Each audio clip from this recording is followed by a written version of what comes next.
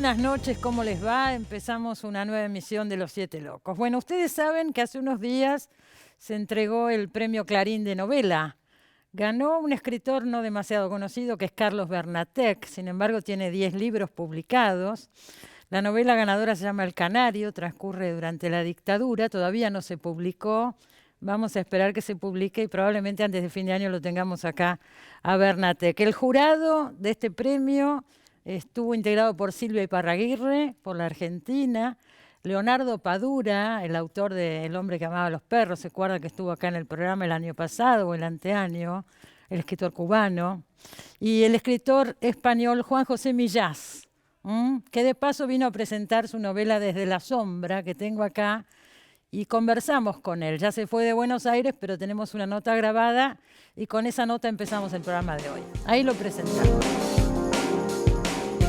Juan José Millás nació en Valencia, España, en 1946. Es autor, entre otros títulos, de La soledad era esto, El mundo y No mires debajo de la cama. Además es autor de notas periodísticas, ganador del premio Manuel Vázquez Montalbán. Desde la sombra es su última novela publicada. Bueno, Juan José, el libro empieza con una frase de David Foster Wallace. Todas las historias de amor son historias de fantasmas. Esta es una historia de fantasmas. Yo pensaba, es una historia de amor, es una historia de suspenso, es una novela política. ¿Qué es ante todo Desde la sombra? Bueno, si empezamos por la cita, que a mí me parece estupenda, porque efectivamente todas las historias de amor son historias de fantasmas en la medida en que el enamorado no se relaciona con la persona real, sino con la persona que imagina, ¿no? Y al revés, de manera que se está...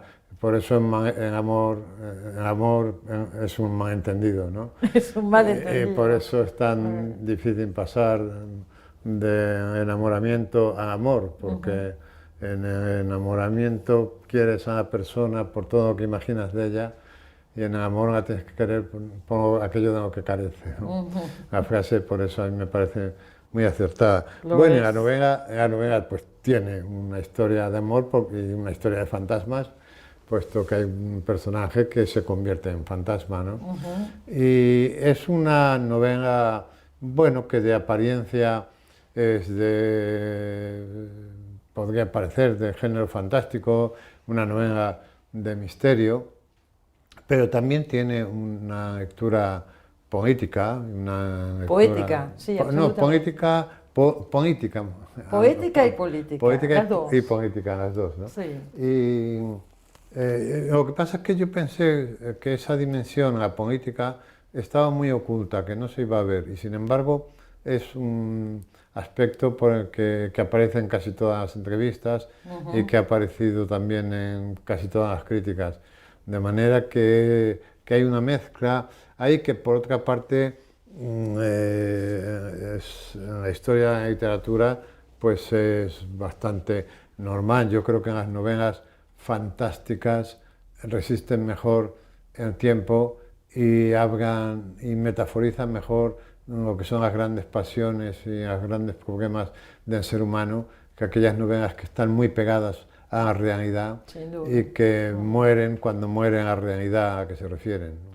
Vamos a decir someramente, la historia es un hombre que comete un pequeño robo, un desocupado, fue echado de su trabajo, comete un pequeño robo y lo van a agarrar, lo van a atrapar, entonces se esconde en este lugar que estaba adentro de un ropero, un gran ropero antiguo.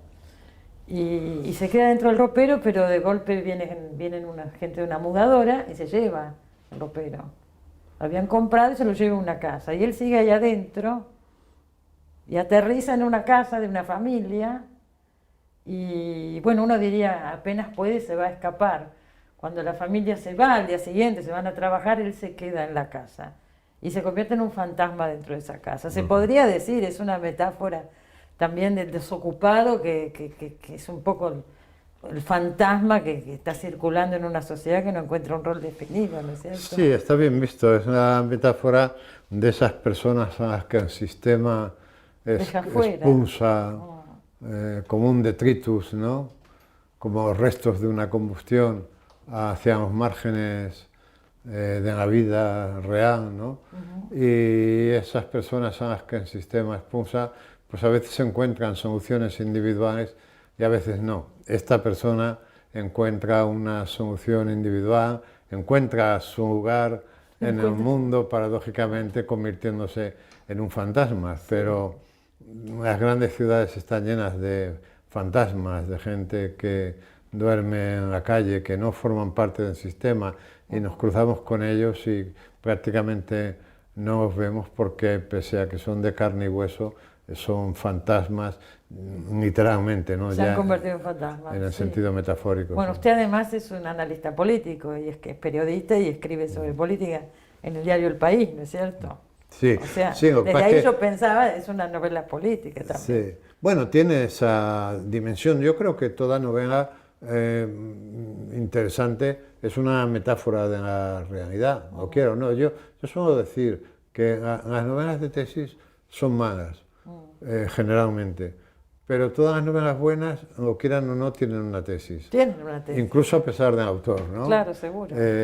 Y entonces, en la medida en que la literatura es un modo de conocimiento de la realidad, o es metáfora de la realidad o no es nada. Y por lo tanto, todos esos registros y todas esas lecturas que usted está mencionando son posibles. Sí, y están muy claras. Están ahí. Hay otro elemento que es llamativo y da para pensar en este sentido, que es el monólogo interior de este personaje. Él habla mucho consigo mismo, está todo el día solo, adentro del ropero o después durante el día en la casa.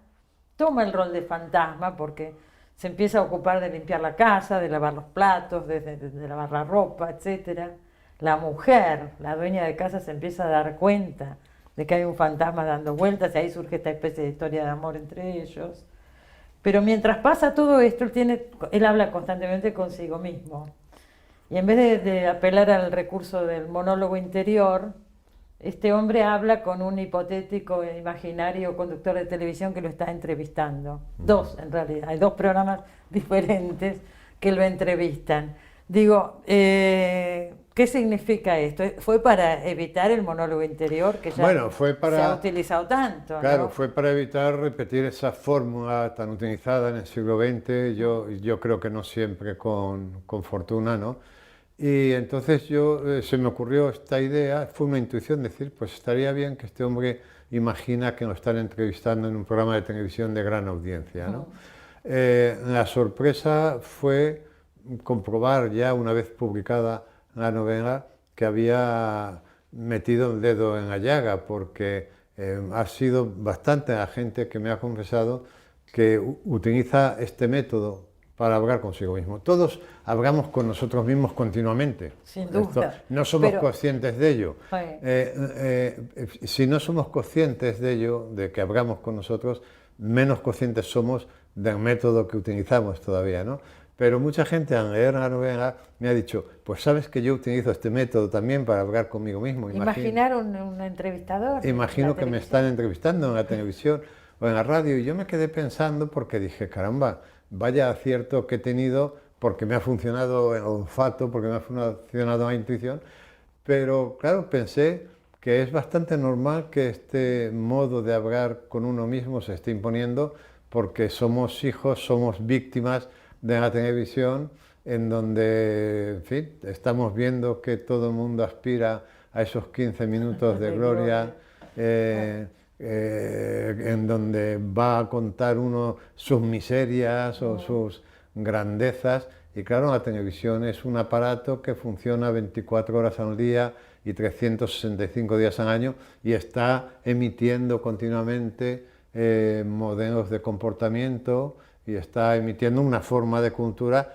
que es en la que vivimos sin darnos cuenta. Yo digo que se suele decir que los peces no conocen el agua porque viven dentro de ella, ¿no? Ahí, claro. Nosotros no somos conscientes de hasta qué punto nos pasamos el día navegando en esa especie de agua turbia y sucia que emite este aparato continuamente, ¿no? Y cómo ese aparato nos muestra modelos de conducta, y uno de ellos es el de hablar con nosotros mismos de esta forma. Por medio de la tele, pero además... Imaginándonos además que nos escucha mucha gente, eso me refería. con lo cual compensamos la pequeñez de nuestras vidas, ¿no? Es una manera de imaginarse con trascendencia también. Esto es un modo de compensar la pequeñez de nuestras existencias. Ahí está, justamente.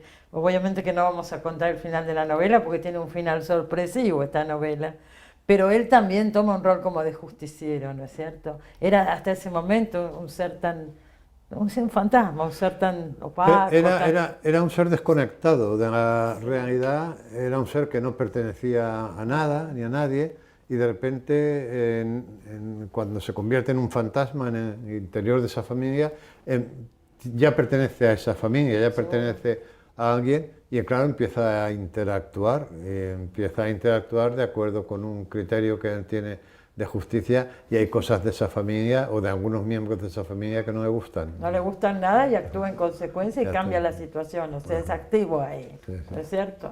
Sí, sí. ¿Cómo está en este momento?